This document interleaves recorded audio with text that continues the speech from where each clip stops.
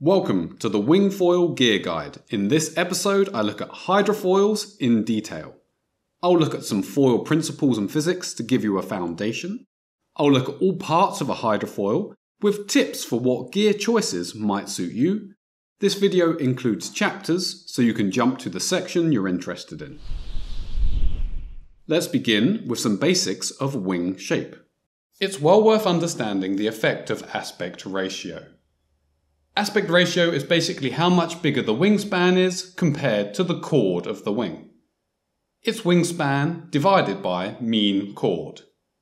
Higher aspect ratio means long and skinny, like an albatross wing, and lower aspect ratio means stubby, like a pigeon wing. Foil front wings are available in a wide range of aspect ratios. If all other design aspects are kept the same, higher aspect ratio offers more lift, and it offers less drag. More lift and less drag means that you can glide further with a higher aspect ratio wing, again performing like the albatross. And with lower aspect ratio, you won't go as far without propulsion. Higher aspect ratio wings, however, are more challenging to use.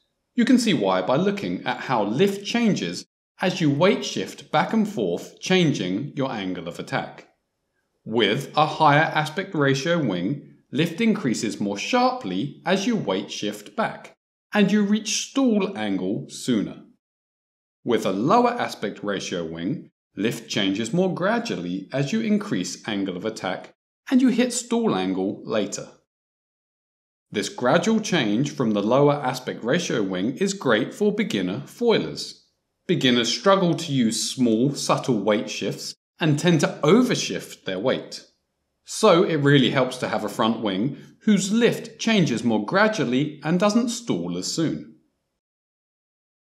Aspect ratio also affects maneuverability. For a given surface area, higher aspect ratio yields a larger wingspan.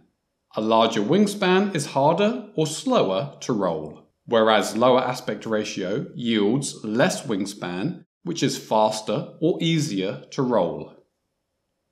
In summary, high aspect ratio offers glide and efficiency, low aspect ratio offers ease of use and easy turning. Let's briefly look at wing profiles. The profile is a cross-section from leading edge to trailing edge like this. Camber is worth being aware of. Camber is basically a measure of the curvature of a wing's profile. Increased camber can greatly increase lift. However, camber also increases drag, which you'll notice at higher speeds, so camber effectively reduces the top speed of a foil. Leading edge thickness, or leading edge radius, is also worth considering and can be a key difference between an advanced and a beginner foil. A thicker leading edge creates more drag, but helps keep lift at higher angles of attack and delays stall angle, overall giving a more forgiving ride. There are many other parameters that we could look at, but that could take hours and you might be asleep before we get anywhere. Let's look at front wings for learning to wingfoil. Firstly, it must have enough surface area. The more surface area, the lower the speed at which your front wing can lift you. And being able to foil slowly is absolutely essential for a beginner. Lower speed crashes are less severe, plus at low speed, everything happens more slowly, which gives you more time to react and to learn. With a small, fast wing, a beginner would have no hope of processing what's going on. Assuming a beginner wing design, a good general surface area in centimeters squared is your weight in kilograms multiplied by between 20 and 25. What size you want will depend on you, and there are perfectly valid reasons for going bigger or smaller. With youth, more foiling experience and a windier location, you can successfully go smaller. With age, less relevant experience, less practice time, or a lighter wind location, stay safe and go for the bigger end of the range. If you go much bigger than this range, you'll end up getting too much lift from your foil as you gain speed, and you probably won't want to keep that front wing for very long. If you go much smaller than this range, you'll struggle to land safely or to even take off at all. In terms of shape, learner front wings typically have an aspect ratio of 5 or 6. That's a high enough aspect ratio to give more than enough glide for jibes and tacks, but low enough aspect ratio to remain easy to use. These wings typically don't use much camber, since on such a big wing, that would create way too much lift and drag as you speed up. Once you're skilled at controlling your foil, you're not crashing it even when distracted, then it's not long until you might look at downsizing that beginner front wing. You could then drop surface area to between 15 and 20 times your weight in kilograms depending on what type of front wing you get next. You'll need to gain a bit more speed to take off with that smaller front wing, but you should have learned how to do that by now. And the foil will react more quickly, but you should be ready to handle that with some experience. In terms of shape, if you're not feeling too confident, you still make occasional mistakes, then you could stick with a beginner shape of front wing, with a 5 or 6 aspect ratio. That could then offer you a front wing for stronger wind without too much more of a challenge. Most wingfoilers at the level that they can jibe easily would really enjoy increasing aspect ratio for their second front wing. Moving from around 6 aspect ratio up to 9 or 10 will offer you a lot more glide. That will give you more time to jibe or tack or 360 or more. And it will help you cruise along on small waves very nicely. A 9 or 10 aspect ratio definitely needs a little more pilot skill. It's noticeably more sensitive to weight shifting and stalling. Most people won't take long to get used to the more subtle control and should be used to it within a few sessions. Also, if you do go higher aspect ratio like this, you get more lift for the surface area, so you can afford to drop a bit more from the total surface area. If you like tricks, freestyle or steep waves, then you could look at a front wing shaped like this. It's not got quite as much aspect ratio increase as a gliding front wing in order to keep very high maneuverability. It has a thicker cord in the center to help provide lift at high angles of attack, which is needed for a good takeoff. The thinner wingtips offer some glide without being chunky enough to slow turns at all. Some camber is built in so the foil produces lift despite using smaller surface area wings. These type of foils are your main first and second options as a wingfoiler. There are a range of mast sizes available for your foil. Longer masts give more range of foiling height, and shorter masts give less range. The longer mast helps you to not breach or touch down in more choppy conditions, and it helps you to not breach or touch down if you need to roll at higher angles. However, longer masts are much more cumbersome and dangerous for learning with.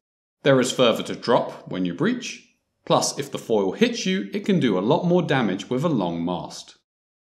So, what you want is the shortest mast that once you get used to it, doesn't cause you to breach and touch down often. 60 cm masts or smaller are often used for initial lessons, but are generally too short for your first foil. They don't quite give enough vertical range. 75 cm is a good size mast for your first wingfoil setup. It gives you a very compact foil with enough vertical range for maneuvers and small chop. 82 cm is a good all-round mast length. If your pitch control is reasonable, then 82 cm is enough for all tricks even in heavy seas. 90 cm or above is definitely too big for a first mast. One of the hardest skills for a new wingfoiler is controlling pitch. Beginners tend to overshift their weight and end up breaching or touching down often. So, it can help if a foil slows that down for you. Your fuselage combined with your back wing, known as a stabilizer, slows the rate of pitch changes. With a longer fuselage or larger stabilizer, it takes a bit more force to change pitch. The fuse and stab also help lock in or slow your roll changes and your yaw changes. For your first fuselage, it's a good idea to start with the longer beginner option. This longer beginner fuselage will help you when you're new to foiling. If you're distracted during a jibe, for example, and you temporarily neglect your weight shifting, the foil will not punish you as quickly. Or if you're doing a foot swap, the foil will stay level for a moment longer, giving you a chance to get your foot and weight placement correct. When you no longer mess up foil control, even during complex maneuvers, then you might be ready for a shorter fuselage. The first day that you drop fuselage length, your foil will feel strange. It will seem loose and out of control. It takes a few hours or even days to adjust, but you will get used to using smaller, more subtle weight shifts. And once you're used to that, you benefit from greater maneuverability and turning speed. Interestingly, once you get used to short fuselages, if you then swap to the longer one, your foil will then feel strangely sluggish and restrictive. Downsizing fuses takes more skill than downsizing front wings. There are a range of stabilizers to suit different types of foiling. Like front wings, there are different shapes for different uses. Interestingly, stabilizers produce negative lift. They push down or create down force. Some do this more than others. A stabilizer, perhaps with less camber or less negative angle of attack, will produce less down force. Or a stabilizer with more camber, more negative angle of attack, etc. will produce more downforce. This has a number of effects. Stabilizer downforce changes your weight placement relative to the front wing. A higher stabilizer downforce acts to tilt the nose of your board up. So then you need your weight further forward compared to the front wing, or in other words, you need the mast further back. On the other hand, less stabilizer downforce means you need the mast forward, or in other words, you need your weight more over the front wing. When you're balanced above your front wing's lift, your foil will feel less pitch stable or looser. With your weight further forward, compared to the front wing, you're balancing against the force of your stabilizer and your pitch will feel more locked in. Extra stabilizer downforce helps with high-speed foiling. As you'll know, when you speed up, your front wing's lift increases. To cut lift, you weight shift forward to pitch down. This reduces the lift from your front wing and increases the downforce from your stabilizer. This stabilizer downforce helps to reduce the total lift sooner and means that the fuselage does not need to pitch down as much as it would. If at higher speeds you had a more neutral stabilizer with less downforce, then you would have higher total lift. Then you'd need to pitch your foil down even lower to get your total lift equal to your weight. As a result, your fuselage would be less horizontal and drag through the water, plus you're riding your front wing closer to an unstable angle. So stabilizers with higher downforce help balance your foil and manage lift with high-speed foiling. Stabilizer downforce slightly impacts overall drag, with lower downforce stabilizers generally meaning less drag. So, overall, your lower downforce stabilizers help with glide, pumping and loose pitch control, and your higher downforce stabilizers help with speed or when you want a more locked-in pitch. Of course, changing stabilizer sizes will change the impact it has. You can also alter stabilizer downforce using shims, which change its angle of attack. Pitching the stabilizer down slightly, like this, will give it more negative angle of attack and more downforce. Pitching the stabilizer up like this will give it less negative angle of attack and less downforce. Hopefully, the few foil principles I've covered will mean that the wide range of front wings you see across different markets start to make sense to you. For example, here's a pump foil. It has a high aspect ratio to give glide between pumps.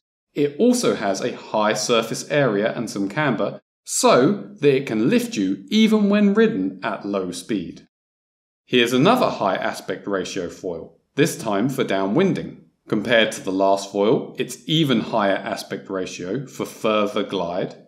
Plus, it has a smaller surface area and less leading edge radius, so it cruises at the higher speeds needed to keep ahead of waves.